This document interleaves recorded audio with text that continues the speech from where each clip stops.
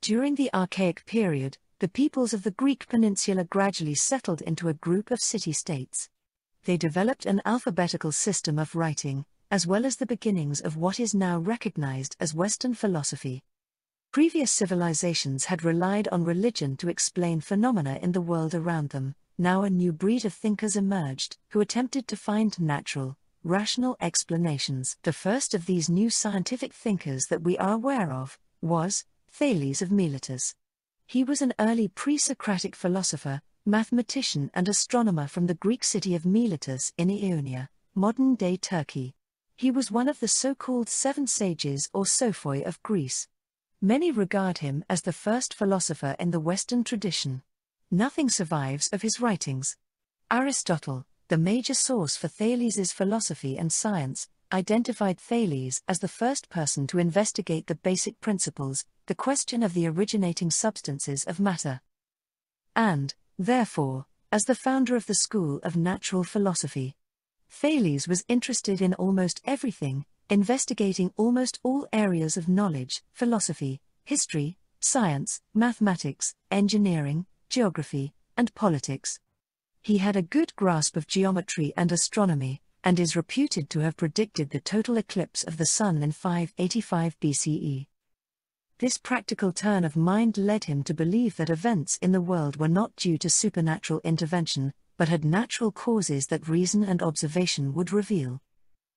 Thales needed to establish a first principle from which to work, so he posed the question: what is the basic material of the cosmos?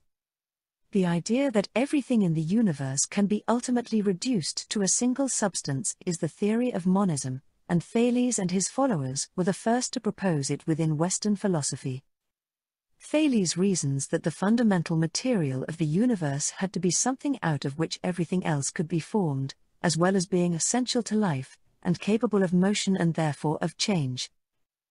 He observes that water is clearly necessary to sustain all forms of life, and that it moves and changes, assuming different forms, from liquid to solid ice and vaporous mist.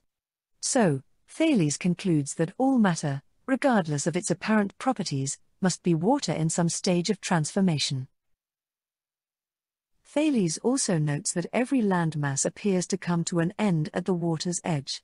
From this he deduces that the whole of the earth must be floating on a bed of water, from which it has emerged. When anything occurs to cause ripples or tremors in this water, Thales states, we experience them as earthquakes. However, as interesting as the details of Thales' theories are, they are not the main reason why he is considered a major figure in the history of philosophy.